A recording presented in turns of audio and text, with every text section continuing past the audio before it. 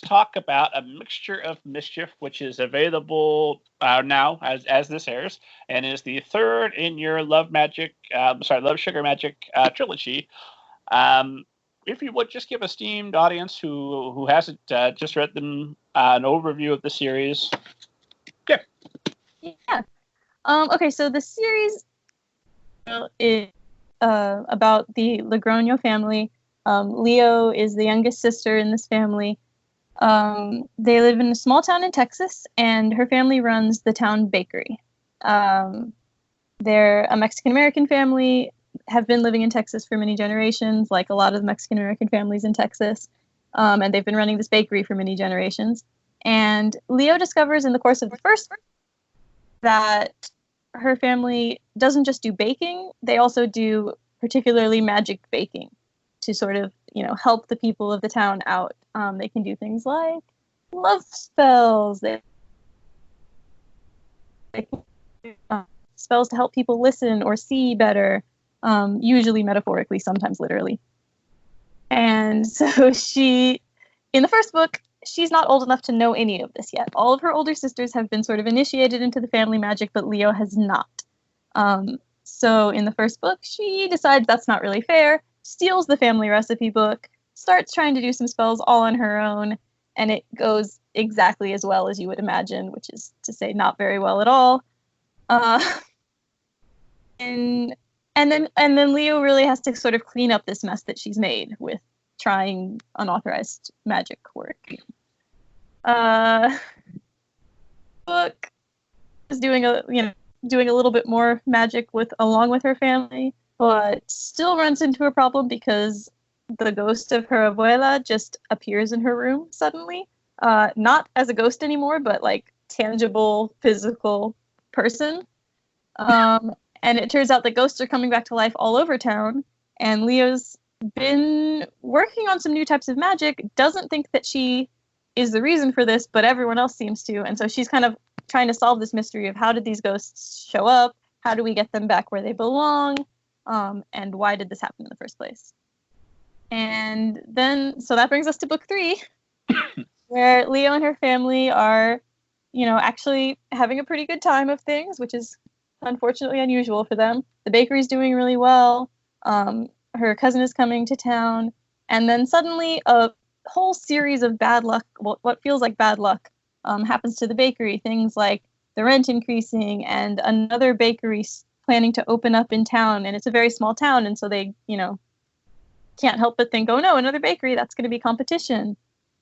And some of their family heirloom objects, like things that they use in their magical spells and in their baking, start disappearing. And all of these things seem just like a streak of bad luck, but it turns out there is sort of a reason behind. A relative of Leo's has visited her in a dream. Her grandfather has visited her in a dream, but he turns out to actually be here kind of messing with the family, trying to get Leo to abandon the magic that sort of magical path she's been on and join him on this different path. And it's kind of one of those books that has a lot of twists and turns. So I have a hard time talking about it without giving away too much. But basically, Leo has to sort of decide how she's going to react to this sort of new threat and decide how she wants to use her magic. Because, she has a lot of people telling her this is the way that our family does it, and she's not really totally sure which is the right way. So, and then how does it end? No. We'll skip that. With love, sugar, and magic. There we go. It ends with book 4, I'm hoping. So I think the trilogy is complete. I have a hard time saying it because I don't want to believe it in my heart. But for now, there's no book 4 planned. We're planning to leave it at 3, and I'm pretty happy with where it ended, at least. But never say never, right? Yeah, basically. I just refuse to say never because I'm like, maybe someday. I'm holding out. Go get the Quidditch book out, maybe write a couple of others, but then come back and give us a little bit more Love Sugar Magic. Who is the ideal reader for this series? Who do you envision writing this for? Well, I think a lot of times as a writer, kind of the only audience you know for is yourself. Some people, a lot of kid lit authors will say like, I'm writing the books that as a kid I wanted to read. Oftentimes I just feel like I'm writing the books that I currently want to read. Not even going back, because I just love middle grade still. But I do think that was more true for me with my first book, and then as we've gotten on to the second and third books, I was more influenced by my students. I was thinking more about sort of the things that they, the reactions they had to the books, the things that they maybe, wouldn't see in the books and I wanted them to see. One of the things that I am thinking about, and then, my family as well. So I brought Leo's cousin in, her cousin JP, who's like 1 year older, and he's kind of cool, and he just shows up and is like, hey, I'm here now. Partially because I hadn't really put any male relatives. And in book 1 especially, I got a few people come back and be like, so there's really no boys in this book, and the ones that exist aren't that. Which, like, you know what? Sometimes that's allowed. And I didn't even agree with them, because I think Leo's dad is one of the best characters. And, her friend Brent is a main part of book 1. He makes some mistakes, but, like, so does Leo. So I didn't agree with that necessarily, but I did feel like after 2 books of telling everyone my bio, those books mentions that I didn't grow up with sisters. Many sisters, and so people like to say, like, oh, you wrote a family of 5 girls. 5? Can I count? 5 girls. You must have sisters, and tell me about them. And I'm like, no, I just have brothers. They're okay, I guess.